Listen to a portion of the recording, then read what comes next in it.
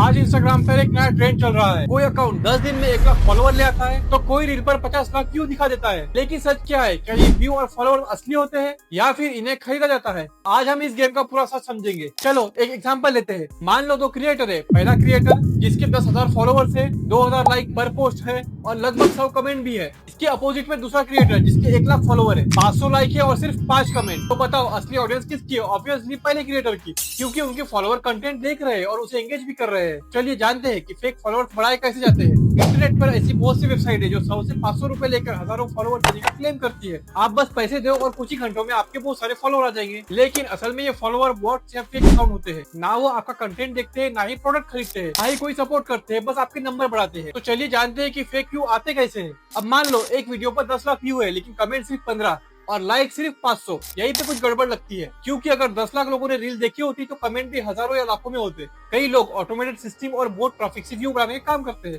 तो चलो इसका एक रियल एग्जांपल लेते हैं। आप एक सिंपल टेस्ट करो। सबसे पहले आप किसी क्रिएटर के फॉलोवर देखो। अगर उसके 2 लाख फॉलोवर्स है और उसे हर पोस्ट में 50 से लेकर 100 लाइक्स आ रहे हैं तो ये रेड फ्लैग है। मार्केटिंग एक्सपर्ट भी इसी तरह फेक ग्रोथ आइडेंटिफाई करते हैं। तो अब सवाल ये आता है कि फेक फॉलोअर को पहचाने कैसे। इसके लिए आप खुद एक छोटा सा टेस्ट कर सकते हो। किसी भी सस्पिशियस अकाउंट को ओपन करो और उसकी फॉलोअर्स चेक करो। अब फॉलोअर्स को ध्यान से देखो। आपको बहुत सारे अकाउंट ऐसे मिलेंगे जिनकी प्रोफाइल फोटो ही नहीं होंगी, जिनके यूजर नेम कुछ अजीब ही होंगे, जैसे XYZ123 या फिर कोई भी रैंडम लेटर्स या नंबर। इनके अकाउंट पर कोई भी पोस्ट नहीं होंगी। इनकी फॉलोइंग तो हजारों में होंगी लेकिन फॉलोअर्स बिल्कुल कम, और इनकी प्रोफाइल भी बिल्कुल खाली होंगी। अगर किसी के अकाउंट में ऐसे फॉलोअर दिखते हैं तो फिर ये फेक फॉलोअर्स होने का एक स्ट्रॉन्ग सिग्नल है।